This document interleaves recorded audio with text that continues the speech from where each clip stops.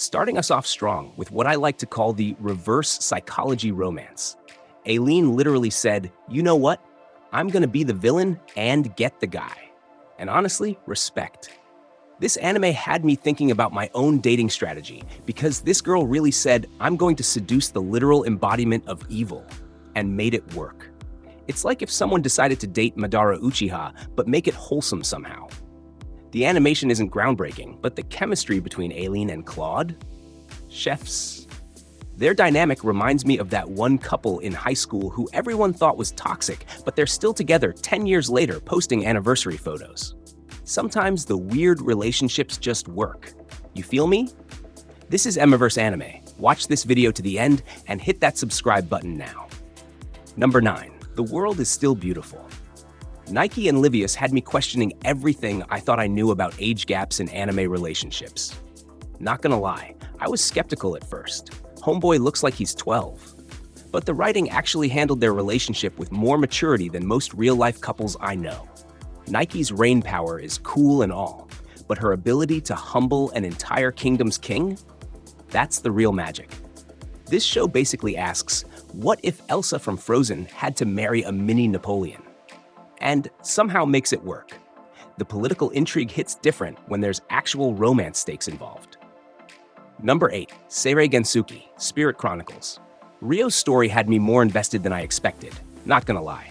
Dude's basically carrying the memories of a Japanese salary worker while living as a fantasy world protagonist, and somehow, he's still got time for a love triangle that doesn't make me want to throw my phone at the wall. That's character development right there. The way they handle his dual identity reminds me of those people who code switch between their work personality and their weekend personality. Ryo's out here being a sophisticated nobleman by day and having modern world flashbacks by night. The man's living a whole double life and still has better romantic chemistry than most harem protagonists. Number 7. The saint's magic power is omnipotent. Sei really said, "I'm 20 years old, I've got a job, and I'm not dealing with teenage drama," and I felt that in my soul. Finally, an Isekai protagonist who acts like an actual adult. Her relationship with Albert develops naturally without any of that will they won't they nonsense that drags on for 12 episodes.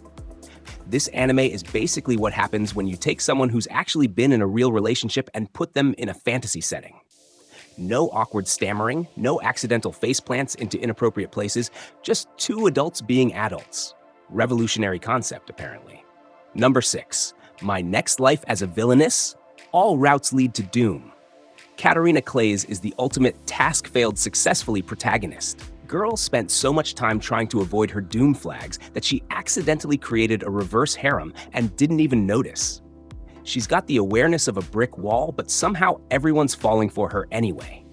It's like watching someone win the lottery while trying to avoid stepping on cracks in the sidewalk.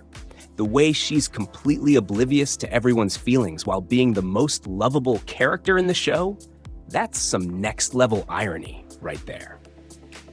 She's basically that friend who complains about being single while having 3 people slide into their DMs daily. Number 5. Farming life in another world. Hiraku really looked at the isekai genre and said, "You know what? I'm gonna be a farmer and somehow still end up with a harem." This man's agricultural skills are so good, they're basically supernatural. He's out here making crops grow like he's got the Harvest Moon cheat codes activated. The romance in this show develops slower than his crops, but in a good way. It's refreshing to see relationships that build over time as love at first sight because the protagonist sneezed in someone's direction. Plus, the way his farming innovations keep attracting different species to his village, it's like he's running the most successful dating app in fantasy history. Number 4. Tsukimichi, Moonlit Fantasy. Makoto's journey from ordinary high school student to accidentally becomes an overpowered deity while navigating romance with mythical beings hits different. This dude's so humble, he doesn't even realize he's basically become the main character of someone else's power fantasy. His relationship with Tomoe and Mio feels genuine despite the obvious power imbalance. The way Makoto handles his newfound abilities while trying to stay true to his morals? That's the kind of character development that makes you root for someone. He's like if Rimuru had social anxiety and a stronger moral compass. Number 3, I'm Standing on a Million Lives. Yotsuya's character development from I don't care about anyone to I'll protect everyone hits harder than most shonen protagonists' entire character arcs.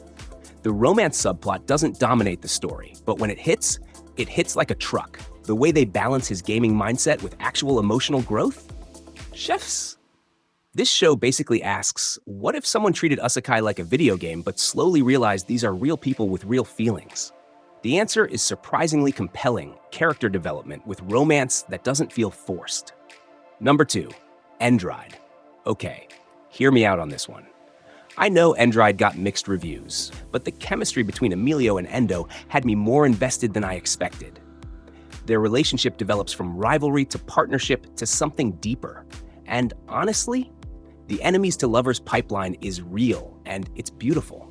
The political intrigue might be confusing at times, but the character relationships carry the show. Sometimes you don't need perfect world building when you've got solid character dynamics. Number 1, the executioner and her way of life. Minu and Akari's relationship is the definition of it's complicated.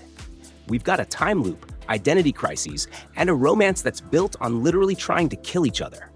It's like Groundhog Day meets Romeo and Juliet, but with more existential dread and better animation. The way they explore the concept of loving someone you're supposed to eliminate?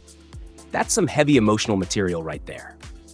This show really said, let's make the audience question everything about love, duty, and free will, and somehow made it work as a romance. All right, Emiverse fam, that's my list. I know some of y'all are probably typing furious comments about how I didn't include your favorite show, and honestly, I live for that energy. These hidden gems deserve more love, and I'm willing to die on this hill. Which of these are you adding to your watch list? And more importantly, which Isekai romance do you think I completely slept on? Drop your hot takes in the comments below because I need to know if y'all have the same taste or if I'm out here with these recommendations looking like a whole clown.